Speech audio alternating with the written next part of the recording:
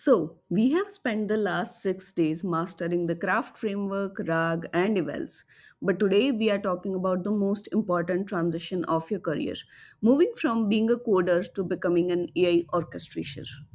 At Google, I see it every day. The most valuable engineers aren't the ones who can type the fastest anymore. They are the ones who can direct an ensemble of AI models to build systems that would have taken a team of 10 people just 2 years ago.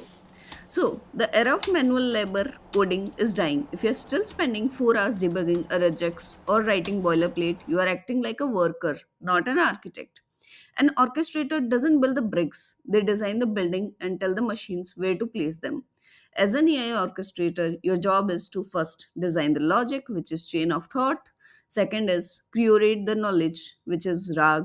Third is order the output, which is evals.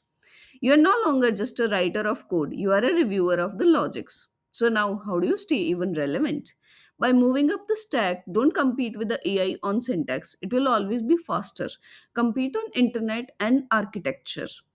So, start seeing every LLM as a specialized intern. Gemini is your researcher, GPT is your creative drafter, Claude is your security auditor.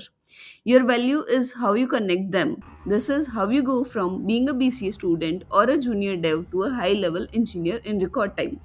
I started this 7-day series because I wanted to show you that the top tech or Google level isn't a secret society.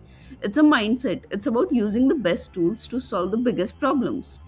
And now the AI gold rush is here. So don't be the one digging for gold with a shovel.